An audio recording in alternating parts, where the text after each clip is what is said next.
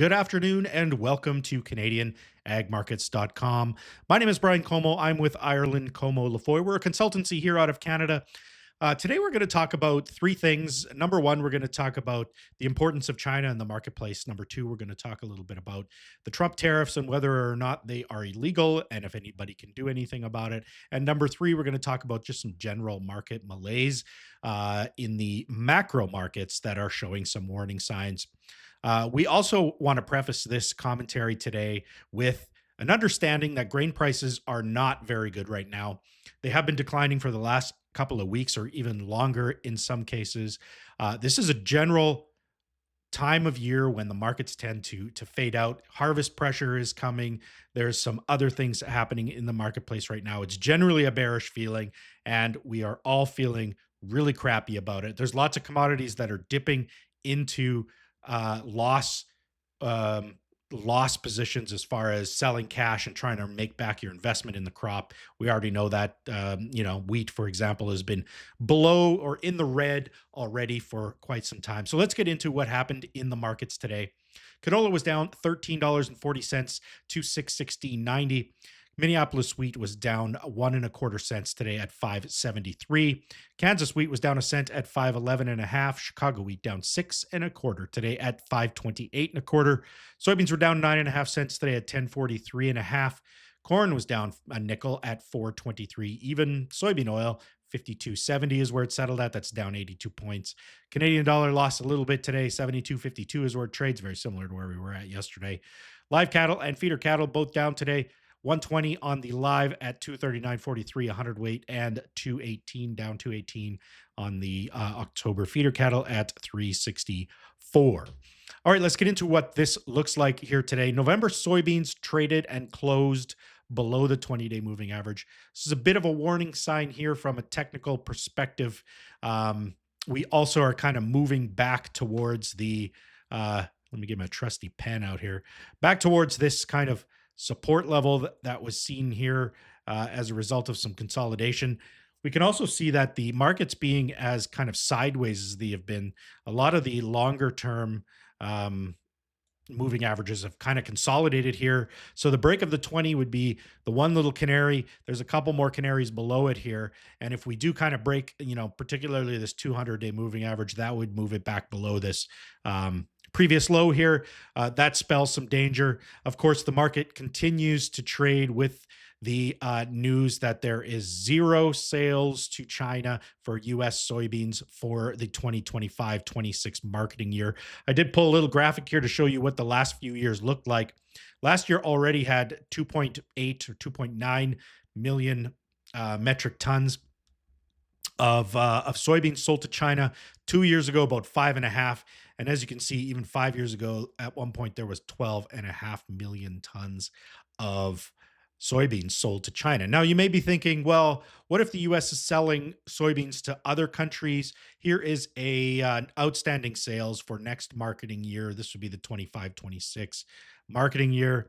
We got 7.2 million tons for all countries versus 10 million or 10.1 million last year, 12.9 the year before that. And again, going back 5 years, at one point there was 22.4 million tons of soybeans sold. And this is dated the 21st of August. So just before the it rolled into the new year crop marketing year. So significantly less global sales for US soybeans, not only China. China is still at zero. So some of the unknown here could be China, but I don't think all of it is.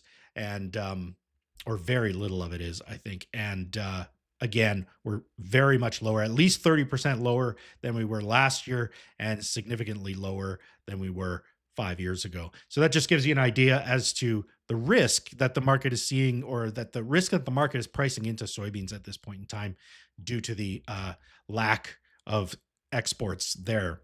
Canola futures were dropping on Wednesday as well. I read an article from Dow Jones that said that the market moved lower because of lack of bullishness. That's one of those phrases that traders use when reporters ask them, why did the market go down? Lack of bullishness is one way to say it, or more sellers than buyers is another way to say it. And, I'm guilty of using that same vernacular at times.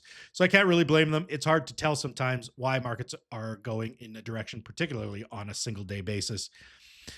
This particular trader also mentioned, I think this was the one that talked about prices going sub $600. I'm not sure yet if that's true. I feel like there's still going to be some support at $600. That's where this blue line is right here. And right here. And this, trend, this channel also converges with the 600 in just a few days. So we could see some support there at the 600 to 610 level. But if we do drop below that $600 level, that would open the market up to further sell downs, even into the 580 mark, which is where this March low was at for November canola. So just to keep in mind that this is still that time of year when we see weakness, and we generally see weakness, at least on the seasonal charts, into the end of September. So just a word of caution for those looking to add exposure, add long exposure to their grain marketing contracts at this point in time. One of the reasons that is being quoted as, canola's weakness today is, crude oil prices. They dropped significantly today, although they basically just gave up all the gains that they saw yesterday. Do I think that the canola weakness is tied specifically to crude oil? No, I don't. I think there may be a slight correlation to that, but overall, I don't think crude oil has that much correlation to canola. I do believe there's probably a lot of new crop canola being sold right now because some other commodities have just dropped so much in price that it's become um, unprofitable to sell. Wheat is a big, big one. I don't think anybody wants to sell wheat right now at the profitability levels that they can lock in.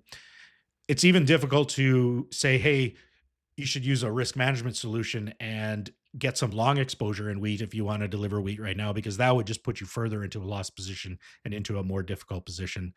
It's very difficult out there for wheat. So I think farmers are selling canola. I know the prices of yellow peas has gone down significantly, even to the tune of $2 a bushel in the last month or so.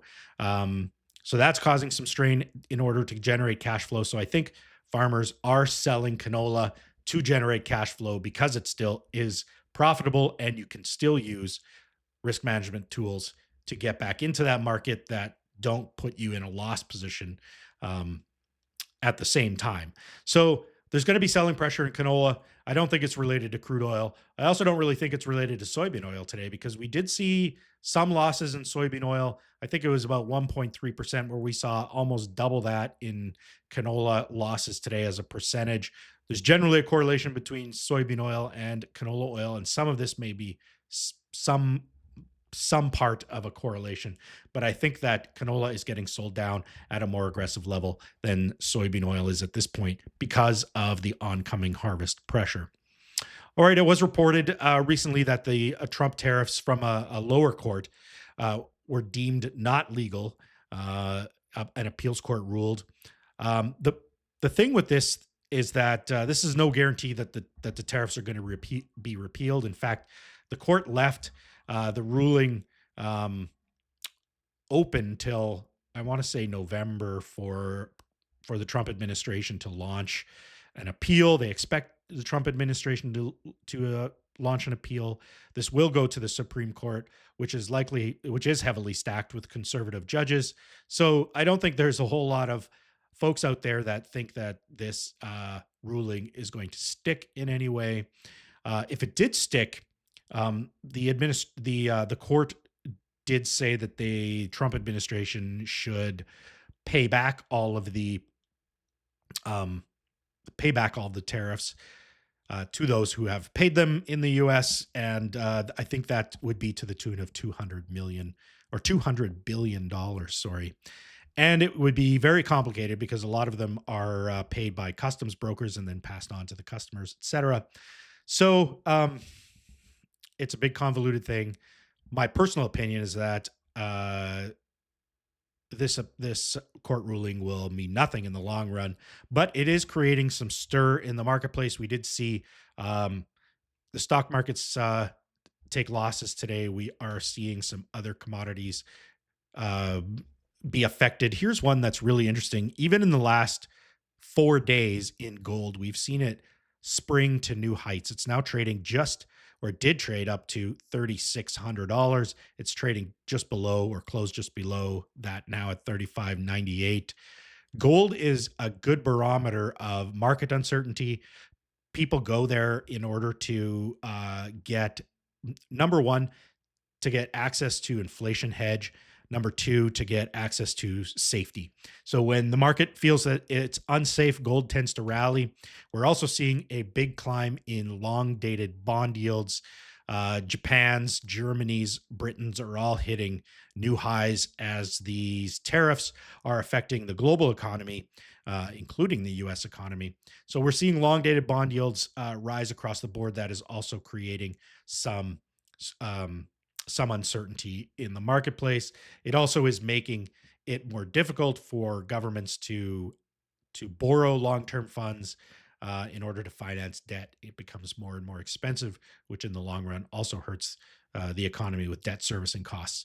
Uh, going back to the kind of the gold story, the US dollar hasn't been doing much of anything really. It's been trading very sideways.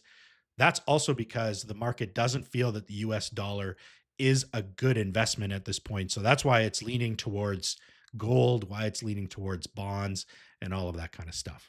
All right, that's all we have for you today. We do want you to subscribe to this YouTube channel. So if you haven't already, hit that subscribe button. You can also subscribe to our Premium Insights, which is our deep analysis of Canadian grain markets. We send out daily commentaries, we send out a weekly report, such as this one, and we send out ad hoc stuff like the Statistics Canada report that's going to be out on the 9th, which includes stocks and the S&D, according to Statistics Canada as of July 31st, as well as the USDA, WASDE, and crop production reports. I think that's on the 12th of this month as well. All right, thank you for joining us. We hope that you have a great day, and we will see you again tomorrow.